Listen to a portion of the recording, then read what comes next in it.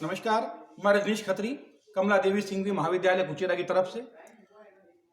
इससे पहले वाली पीरियड में हमने जनरल साइंस के विषय में केमिस्ट्री के कुछ टॉपिक्स लिए थे हमने, जिसमें हमने लिया था global warming and green house effect. उसके बारे में मैं एक बार दोबारा रिपीट करना चाहता हूं आपसे, जो कि बात मुख्य रूप से कंपटीशन एग्जाम्स वगैरह में पूछी जाती है कि ग्रीन हाउस इफेक्ट यानी कि हरितगृह प्रभाव और ग्लोबल वार्मिंग, भूमंडलीय ताप वृद्धि, इनके लिए उत्तरदायी गैसें कौन कौन सी है। इसके लिए सबसे महत्वपूर्ण उत्तरदायी गैस जो है वो होती है CO2, कार्बन डाइऑक्साइड।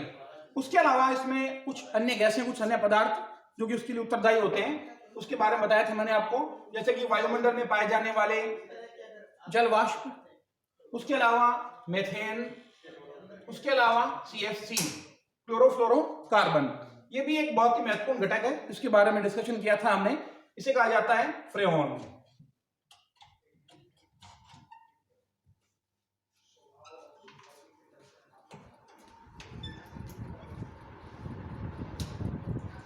आज हम इसी कड़ी को आगे बढ़ाते हुए हम अपना अगला टॉपिक लेते हैं, और हमारा अगला टॉपिक है HC यानी कि हाइड्रोकार्बन।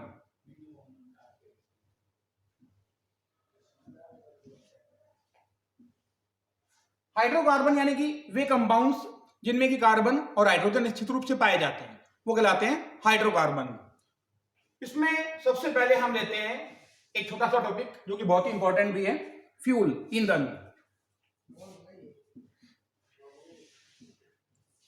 हम जिस ईंधन का प्रयोग करते हैं, चाहे वो वाहन चलाने के लिए पेट्रोल है, डीजल है, नेचुरल गैस है, या हमें अपने घरों में इस्तेमाल किए जाने वाले लकड़ी, कोयला या LPG सिलेंडर, LPG गैस, ये सभी क्या होते हैं? ये सभी होते हैं हाइड्रोकार्बन। और ये सभी पदार्थ हमें प्रकृति से प्राप्त होते हैं, इस कारण से इनको नेचुरल गैस या नेचुरल हाइड्रोकार्बन भी इनको कहा जाता है। जैसे कि एक गैस है जिसका इस्तेमाल मुख्य रूप से किया जाता है ईंधन के रूप में वाहनों को चलाने के लिए, CNG। इसका पूरा नाम होता है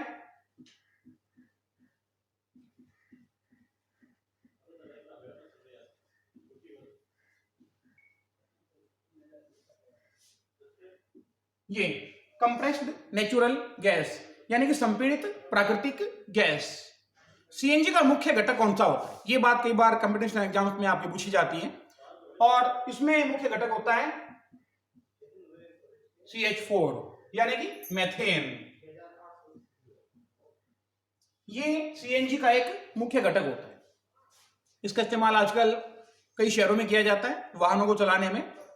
इसके द्वारा ऑटो चलाए जाते हैं, बसें चलाई जाती है, क्योंकि इसके द्वारा पॉल्यूशन बहुत कम होता है।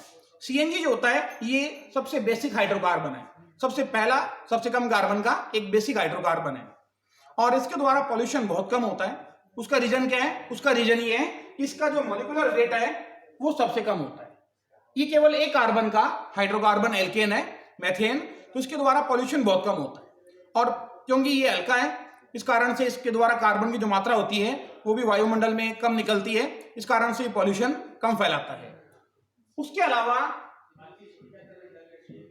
एक अन्य नेचुरल गैस है LPG, जिसका पूरा नाम होता है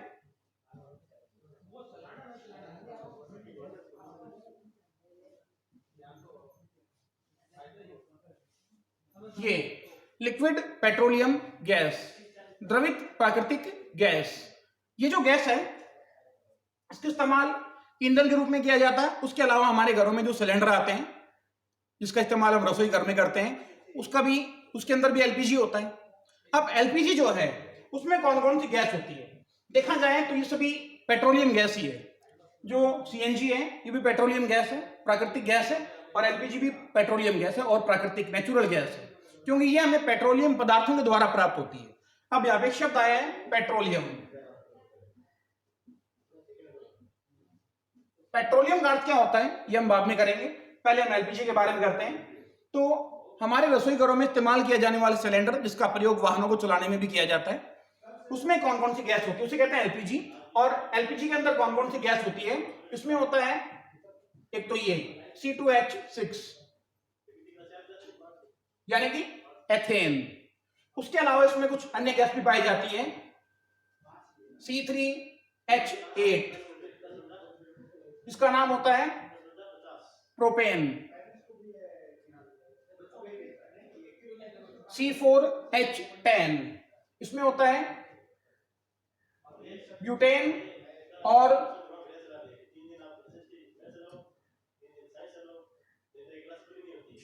आइसोब्यूटेन दोनों पाए जाते हैं इसके अंदर। यानी कि एलपीजी के अंदर ये मुख्य कुछ घटक होते हैं, गैसें होती हैं, एथेन, प्रोपेन, ब्यूटेन और आइसोब्यूटेन। जबकि सीएनजी के अंदर मुख्य रूप से मेथेन ही पाया जाता है। तो जैसा कि मैंने अभी बताया आपको कि सीएनजी और एलपीजी, इन दोनों में जो पॉल्यूशन होता है वो एलपीजी के द्वारा ज्यादा होता है, यानी कि सीएनजी के द्वारा कम होता है। उसका रीजन क्या है? उसका रीजन जैसा कि मैंने बताया भी आपको कि इसमें केवल मेथेन पाया जाता है, जो कि एक बेसिक हाइड्रोकार्बन है, सबसे कम कार्बन वाला एल्केन है। और एलपीजी के अंदर एथेन, प्रोपेन, ब्यूटेन और आइसोब्यूटेन, ये अलग अलग गैसें पाई जाती है। तो इनका जो मॉलिक्यूलर वेट है वो इनकी तुलना में ज्यादा होता है, मेथेन की तुलना में ज्यादा होता है।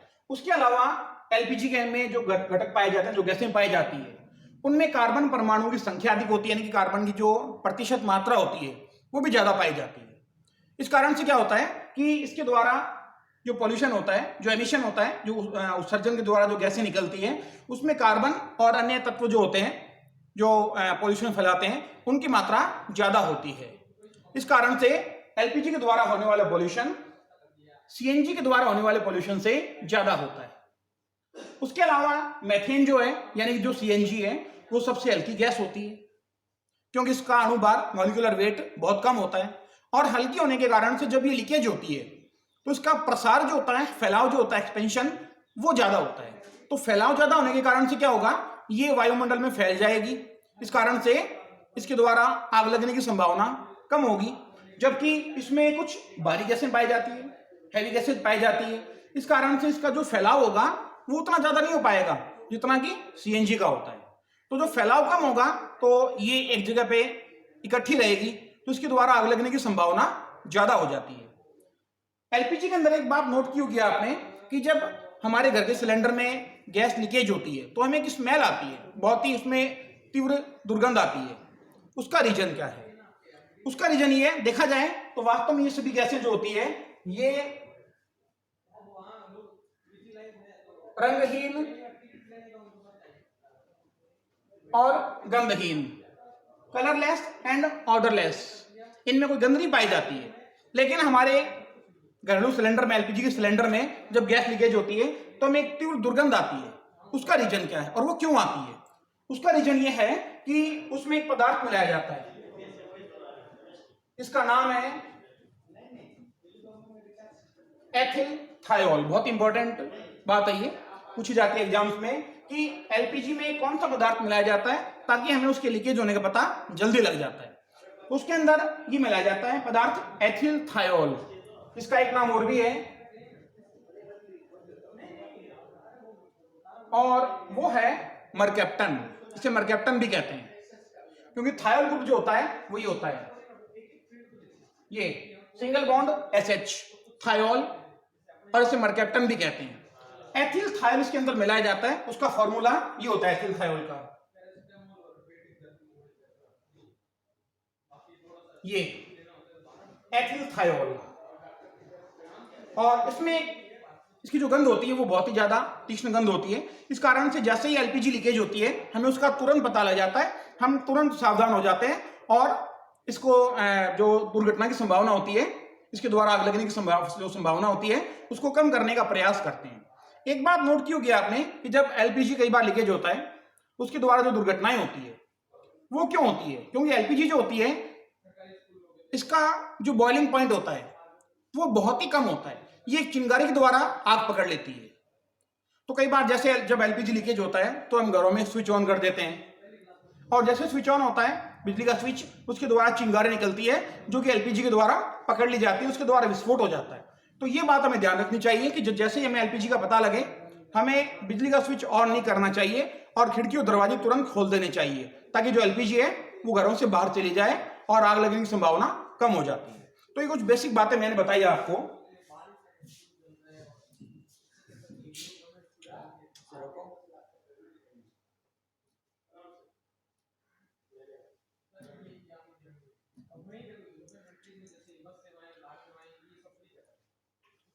जैसा कि मैंने पहले बताया था अभी आपको कि पेट्रोलियम का अर्थ क्या होता है। जैसा कि आप सभी विद्यार्थी जानते हैं कि तेल जो होता है, कच्चा तेल जिसको हम बोलते हैं क्रूड ऑयल,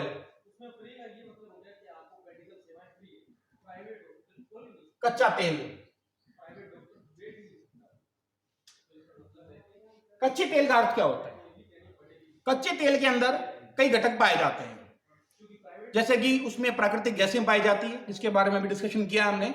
मेथेन है, एथेन है, प्रोपेन है, ब्यूटेन है, आइसोब्यूटेन है, ये सभी प्राकृतिक गैसें कहलाती है। तो ये कच्चे तेल के अंदर पाई जाती है। उसके अलावा इसमें कुछ अन्य पदार्थ भी पाए जाते हैं, जैसे कि पेट्रोल है, डीजल है, केरोसिन है, मोम है, कोलतार है। ये सभी पदार्थ कहलाते हैं पेट्रोलियम पदार्थ, क्योंकि इनको कच्चे तेल के द्वारा प्राप्त किया जाता है। कच्चा तेल जो होता है उसके द्वारा इन सभी पदार्थों को अलग अलग किया जाता है, और वो जो अलग अलग किया जाता है, जो पेट्रोलियम रिफाइनरीज वगैरह जो होती है, उसमें इनको अलग अलग प्राप्त किया जाता है। और वो किया जाता है, बहुत ही इंपॉर्टेंट बात है, ये ध्यान दें आप,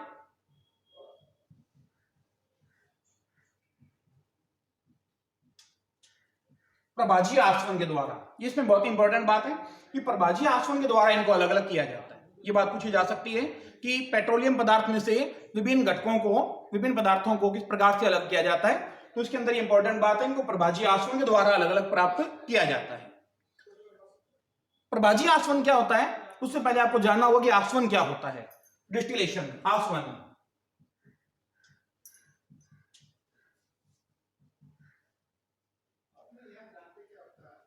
आसवन जो होता है ये द्रव पदार्थों को उसके मिश्रण में से अलग अलग करने की एक टेक्निक होती है। आसवन के अंदर दो बातें मुख्य रूप से होती है। इसमें पहले जो मिश्रण होता है, जिसमें कई घटक मिले हुए होते हैं, उनको अलग अलग किया जाता है। फॉर एग्जाम्पल मान लीजिए एक विलियन के अंदर 3 घटक प्रेजेंट है, ए, बी और सी, और ये जो घटक है इनका जो बॉइलिंग पॉइंट जो होता है, क्वथनांक यानी कि, वो सबका अलग अलग होता है। तो जिसका बॉइलिंग पॉइंट कम होगा वो जल्दी गर्म होगा, और जिसका बॉइलिंग पॉइंट ज्यादा होगा वो बाद में गर्म होगा। यानी कि जिसका बॉइलिंग पॉइंट कम होगा उसकी वाष्प तीव्रता से बनेगी, जल्दी बनेगी, और जिसका बॉइलिंग पॉइंट ज्यादा होगा उसके वाष्प की तीव्रता कम होगी, वो देरी से बनेगी। फॉर एग्जाम्पल मान लीजिए घटक ए, कंपोनेंट ए, इसका boiling point for example 150 degree centigrade है। घटक बी, इसका मान लीजिए 175 डिग्री सेंटीग्रेड है, और घटक सी मान लीजिए इसका बॉइलिंग पॉइंट 200 डिग्री सेंटीग्रेड है। अब जब इसे गर्म किया जाएगा तो पहले कौन गर्म होगा, यानी कि पहले किसकी वाष्प बनेगी, घटक ए की, क्योंकि घटक ए जो है इसका बॉइलिंग पॉइंट सबसे कम है, तो इसकी वाष्प पहले बनेगी। उसके बाद बनेगी बी की वाष्प, और सबसे अंत में यानी कि सबसे कम तीव्रता से बनेगी घटक सी की वाष्प। अब ये जो वाष्प जो पहले बनेगी वो आगे जाएगी, और आगे जाने के बाद में एक होता है उपकरण, जिसका नाम होता है कंडेंसर, यानी कि संघनित्र, कंडेंसर। इसमें क्या होता है, इसमें ठंडा पानी होता है, और इस ठंडे पानी के द्वारा, इस ठंडे पानी के संपर्क में जब ये वाष्प आती है तो वाष्प का हो जाएगा कंडेंसेशन, यानी कि संघनन। और जब इसका संघनन हो जाएगा तब ये वाष्प दोबारा द्रव के अंदर बदल जाएगी, और ये द्रव किसका होगा, जिसकी वो वाष्प होगी। फॉर एग्जाम्पल ए की वाष्प पहले जाएगी, उसका होगा संघनन, तो घटक ए प्राप्त हो जाएगा। उसके बाद में जाएगी बी की वाष्प, और सबसे लास्ट में बनेगी सी की वाष्प। इस प्रकार से अलग अलग तापमान दे करके उनको अलग अलग कर लिया जाता है। ठीक इसी प्रकार से जो पेट्रोलियम पदार्थ होते हैं उसमें जो घटक पाए जाते हैं, जैसा कि मैंने बताया आपको, उसमें प्राकृतिक गैसें पाई जाती है। इसमें पेट्रोल है, डीजल है, बेंजीन है, ईथर है, केरोसिन है, मोम है, कोलतार है, ये सभी पदार्थ पाए जाते हैं। इनके जो क्वथनांक होते हैं वो अलग अलग होते हैं, जिन्हें प्रभाजीय आसवन के द्वारा अलग अलग प्राप्त किया जाता है।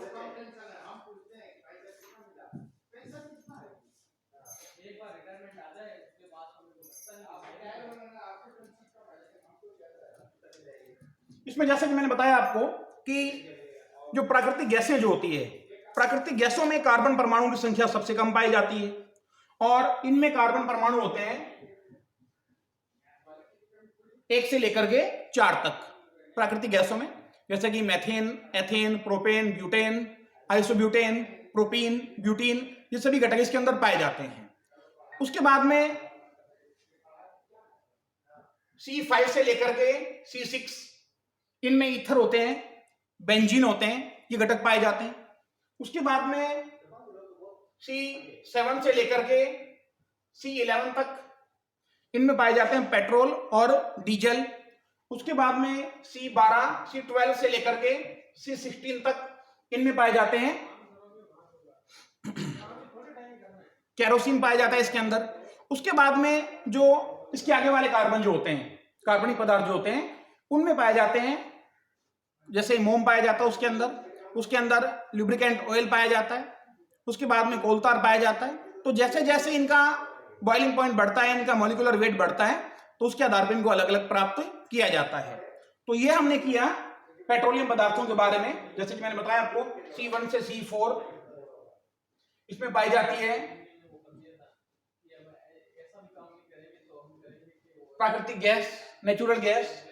C5 से C6 इसमें पाए जाते हैं